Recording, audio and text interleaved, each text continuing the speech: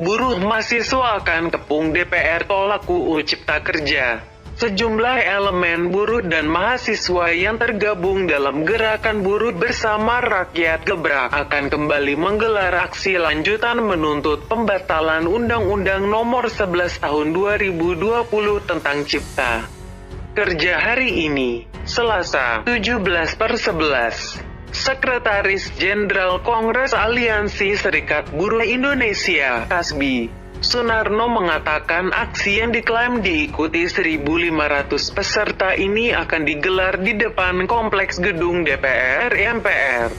Sebelum bergeser ke depan gedung Kementerian Pendidikan dan Kebudayaan, paling jam 10.00 sampai 11.00 sampai DPR, sampai sekitar jam 13 baru konvoi ke Kemendikbud, kata Sunarno kepada Indonesia.com. Selasa, 17/11. Sunarno mengatakan, selain buruh dan mahasiswa, pelajar dikabarkan bakal turut bergabung dalam aksi tersebut untuk memperingati Hari Pelajar Internasional. Aksi nantinya akan dilanjutkan dengan long march dari depan kompleks parlemen ke kantor Kemendikbud. Jadi pilihannya yang dekat dengan Kemendikbud dan memang DPR harus mempertanggungjawabkan juga terkait pengesahan omnibus yang berantakan, katanya. Kita menuntut supaya itu dibatalkan, imbu Sunarno. Juru bicara Gebrak, Nining Elitos, mengungkapkan bahwa buruh dan mahasiswa dalam aksi kali ini ingin mengingatkan soal polemik UU Cipta Kerja karena menduga upaya pengalihan isu dalam beberapa waktu terakhir. Dalam aksi kali ini, mereka mengajukan 4 tuntutan yakni mencabut UU Cipta Kerja, membatalkan SK Menaker soal ketiadaan kenaikan upah minimum 2021, stop represivitas aparat dan bebaskan masa aksi yang dikriminalisasi, serta gratiskan biaya pendidikan selama pandemi. Sekalian mengingatkan publik agar tidak lupa isu UU Cipta Kerja dan kenaikan upah, kata Nining.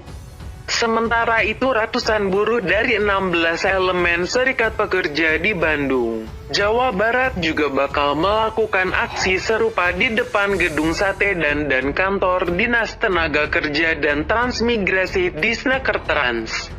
Ketua Umum Pimpinan Pusat Federasi Serikat Pekerja Tekstil Sandang dan Kulit Serikat Pekerja Seluruh Indonesia (FSPTS KSPSI), Roy Jinto mengatakan, gabungan serikat buruh di Jabar akan terus melakukan perlawanan secara terukur, terarah, dan konstitusional.